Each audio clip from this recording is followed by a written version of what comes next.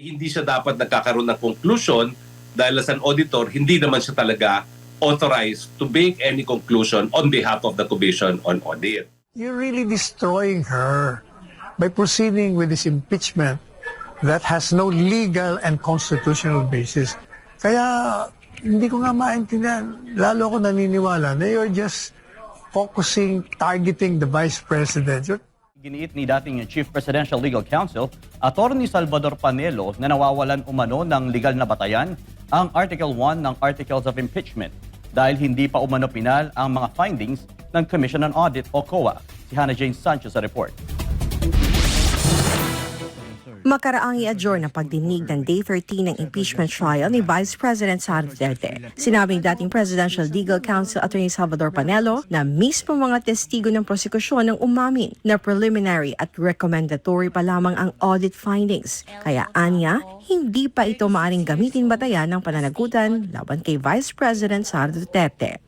Both witnesses have already admitted na preliminary lang yung findings ng audit, recommendatory. Which means, pag yan ang inamin mo, lahat na ipipresent mo dyan to prove the so-called irregularity, wala na, patay na. Kasi, in other words, you have no basis to sue the Vice President because hindi pa nga final whether, kasi supposedly dapat, ididemanda mo yung isang tao kung meron ng final decision na irregular yung ginawa mo. Kaya you have to be accountable and you have to be prosecuted.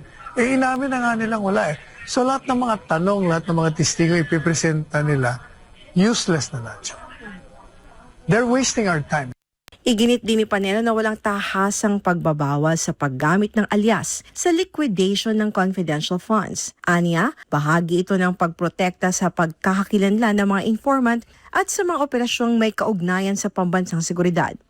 Using your common sense, talagang pag sinabing confidential, since all of them are admitting na hindi dapat ipaalam kasi nang manganganib ang buhay ng mga informant, talagang aliases ang gagamitin mo.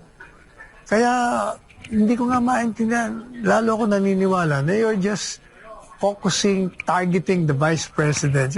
You're really destroying her by proceeding with this impeachment that has no legal and constitutional basis. Ayon pa kay Panelo, hindi dapat tratuhin ang confidential funds tulad ng ordinaryong gastusin ng pamahalaan dahil may mga impormasyong hindi maaring isa publiko upang hindi malagay sa panganib ang mga intelligence operations. Hindi mo po pwedeng ilabas lang lahat ng mga yan kasi it involves national security. Yan ang hindi ho maintindihan ng mga prosecution at ng mga ibang senador. Although, siguro naman naiintindihan kaya lang nga, bawang target si BP Sara kaya panay kampanya nila. Kaugnay naman ang testimonya ng dating COA State Auditor tungkol sa umano'y prima facie presumption sa paggamit ng confidential funds. Sinabi ni Panelo na hindi pa umano ito sapat upang patunayang may pananagutan ang Vice Presidente dahil bukas pa ang proseso ng audit at pang-aapila. Pag pumasok kasi yung notice of suspension mo, sinira mo na yung presumption. Madalit sabi, magkakaroon lang ng yung presumption mo, magiging conclusive lang yon. Kung nakapasok ka dito sa tatlo at naka-appeal ka na at may desisyon na, kasi ang dami pang appeal eh. From notice of this, anong tawag doon? Notice of disallowance. Bisisingiling ka na, bayaran mo na yan. Pupunta ka pa sa commissioner eh. Pag-uusapan pa nila, pag na-deny yung appeal mo, pataka pa sa Korte Suprema. Madali sabi, hindi nga final eh. Yun nga matagal na natin sinasabi. So walang basis talaga. Iginit din ni Panelo na wala umano siyang nakikitang conflict of interest sa patuloy na pagganap ni Attorney Michael Poa bilang isa sa mga abogado ng depensa. There is absolutely no conflict of interest with Attorney Poa as former Chief of Staff and now as one of the lawyers. Wala namang conflict doon. Ano namang conflict doon? Sa pagkatapos ng panayam, muling iginit ni Panelo na hanggat hindi pa pinalang audit findings ng COA, hindi umano mapatutunayang ang alegasyon ng irregularidad sa ilalim ng Article 1 ng impeachment complaint. So pag sinabing hindi final ang findings mo, ibig sabihin dapat di ka nagdemanda. Isinagawa ang panayam kay dating Chief Presidential Legal Counsel Attorney Salvador Panelo sa Senado ilang sandali matapos ang pag-adjourn ng ika-13 araw ng impeachment trial ni Vice President Sara Duterte. If you want a circus, this is the place to watch the proceeding. Para sa Diyos at Pilipinas kumahal, ito si Hannah Jane Sancho, SM9 News. Ayon sa ilang legal experts, wala pa ring sapat na ebidensyang na ipapakita ang prosekusyon upang patunayan ang aligasyong betrayal of public trust laban kay Vice President Sara Duterte sa nagpapatuloy na impeachment trial. Si Daniela Paulite sa report.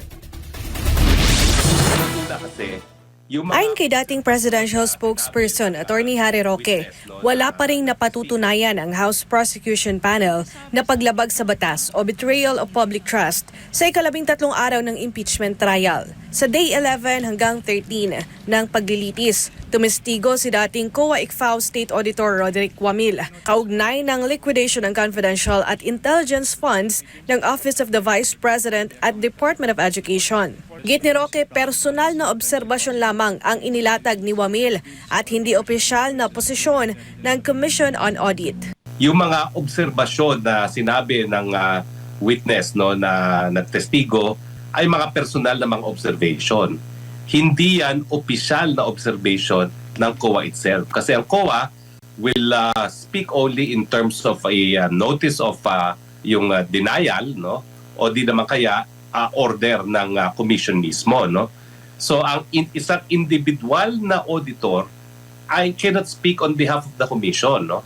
Binanggit din ni Roque na nakaaapekto sa kredibilidad ng testigo ang pahayag ditong si VP Sara lamang ang naging vice-presidente na tumanggap ng confidential funds.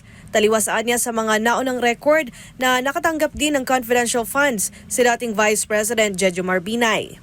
Hindi siya dapat nagbibigay ng sariling interpretasyon.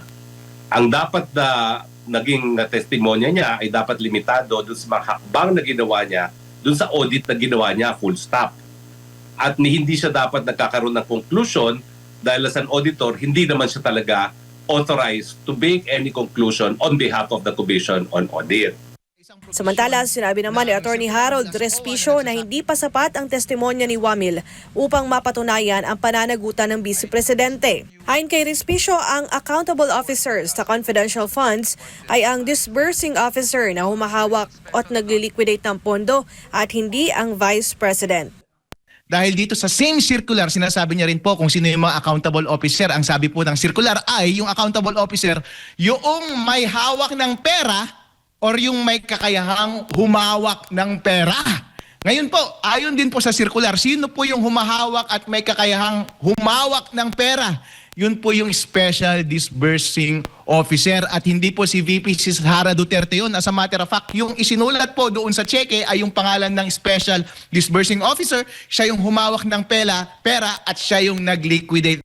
Sa huli, giniit ni Respicio na prima facie case pa lamang ang inilalatag ng prosekusyon at wala pa umunong sapat na ebidensya upang mapatunayang may pananagutan si Vice President Sara Duterte. Para sa Diyos at sa Pilipinas kung mahal, Daniela Paulite, SM9 News.